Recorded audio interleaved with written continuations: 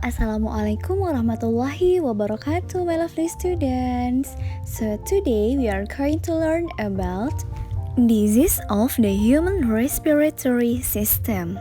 Before we start our learning today, let's say Bismillahirrahmanirrahim.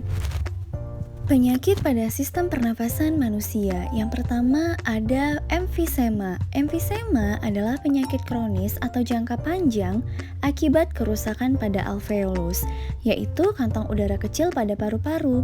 Nah, kondisi ini dapat menyebabkan penderitanya sesak atau sulit bernafas. Seperti yang telah kita ketahui bahwa alveolus berfungsi sebagai tempat pertukaran oksigen dan karbon dioksida ketika kita bernafas.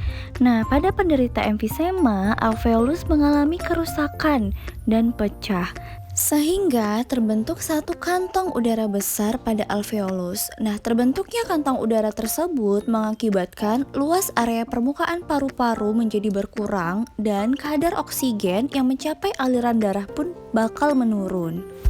Nah, selanjutnya di sini ada penyakit asma. Mungkin anak-anak Miss sudah sering mendengar penyakit asma. Asma merupakan penyakit penyumbatan saluran pernafasan yang disebabkan oleh alergi.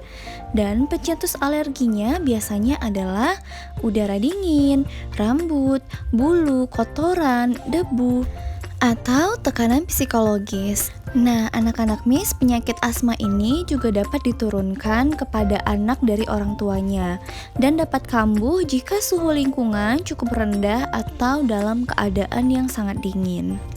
Nah, di sini ada gejala awal terjadinya penyakit asma. Yang pertama adalah batuk, terutama terjadi pada malam atau dini hari. Yang kedua adalah sesak nafas. Nah, yang ketiga pada penderita penyakit asma, ketika mereka bernafas, maka nafasnya akan terdengar. Nah, yang keempat, rasa berat di dada dan dahak sulit keluar. Nah, anak-anak Miss bisa lihat di sebelah kanan, di situ ada bronkus yang terkena penyakit asma dan bronkus yang normal. Nah, pada penderita penyakit asma, bronkusnya memiliki lendir dibandingkan dengan bronkus pada orang normal. Penyakit selanjutnya adalah kanker paru-paru. Penyakit ini merupakan salah satu penyakit paling berbahaya.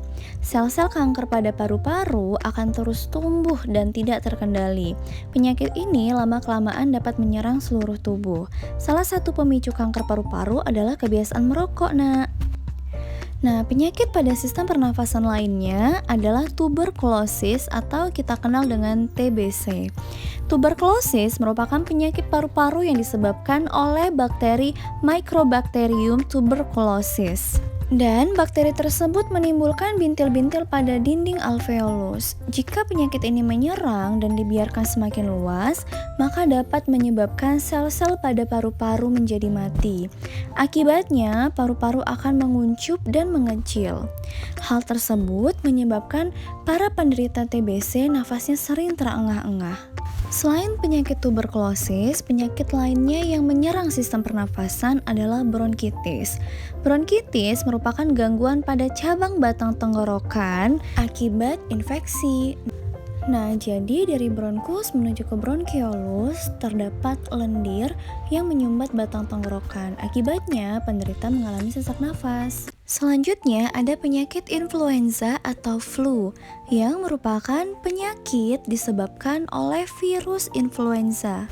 Oke, kita lihat beberapa cara penularan influenza. Yang pertama, tidak menutup mulut dan hidung ketika batuk dan bersin. Yang kedua, tidak mencuci tangan setelah bersin dan batuk. Dan yang ketiga, tidak menggunakan masker ketika kita flu dan batuk. Nah, penyakit pada sistem pernafasan selanjutnya adalah COVID-19. COVID-19 disebabkan oleh virus SARS-CoV-2, yaitu virus jenis baru dari coronavirus atau kelompok virus yang menginfeksi sistem pernafasan. Infeksi virus corona bisa menyebabkan infeksi pernafasan ringan sampai sedang seperti flu atau infeksi sistem pernafasan dan paru-paru seperti pneumonia. Nah, anak-anak Miss bisa lihat gambar di samping. Itu adalah gambar paru-paru, hasil ronsenan gambar paru-paru penderita COVID-19. Nah, setelah mengetahui penyakit-penyakit yang menyerang sistem pernafasan pada manusia, selanjutnya kita akan melihat faktor-faktor penyebab gangguan pada sistem pernafasan. Yang pertama ada faktor fisik. Faktor fisik terjadi karena adanya kelainan pada organ pernafasan yang dapat menyebabkan gangguan pernafasan. Misalnya pada bayi yang terlahir prematur, organ pernafasannya mungkin belum sempurna sehingga memerlukan alat bantu pernafasan. Selanjutnya adalah faktor penyakit seperti yang sudah kita bahas sebelumnya. Banyak penyakit yang menyebabkan gangguan pernafasan, seperti influenza, asma, bronkitis, emfisema, kanker paru-paru, dan COVID-19. Dan yang ketiga ada faktor lingkungan. Ketika kita bernafas untuk menghirup oksigen, lingkungan yang kotor, asap kendaraan, asap pabrik, dan asap rokok akan mencemari udara. Udara yang tercemar menyebabkan ketidaktersediaannya oksigen, sehingga kita merasa sesak nafas saat bernafas. Nah, agar organ pernafasan kita tetap sehat, kita harus memelihara organ pernafasan.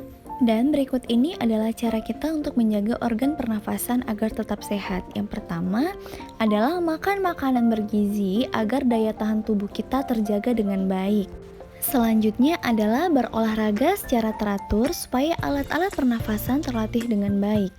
Oke, dan yang ketiga adalah istirahat yang cukup. Lalu posisi tidur harus benar, yaitu miring ke kanan dan jangan telungkup. Selanjutnya kita harus menghindari zat-zat yang dapat merusak organ pernafasan. Contohnya seperti rokok. Kita harus menghindari paparan asap rokok karena banyak mengandung racun.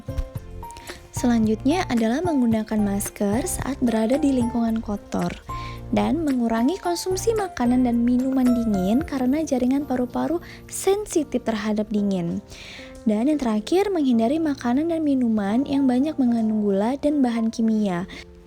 Nah, selanjutnya adalah merawat organ pernafasan dengan cara membersihkan rongga hidung secara teratur dan memeriksakan kesehatan pernafasan kita secara teratur ke dokter. Selanjutnya, kita harus menjaga kesehatan lingkungan sekitar dengan cara membuat sebanyak mungkin ventilasi dalam rumah untuk menjaga sirkulasi udara tetap masuk.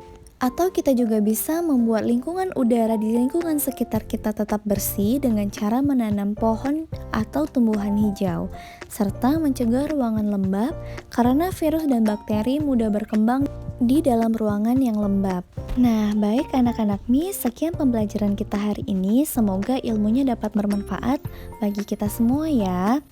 Jangan lupa dikerjakan tugas-tugasnya, tetap dijaga kesehatan, dan tetap semangat.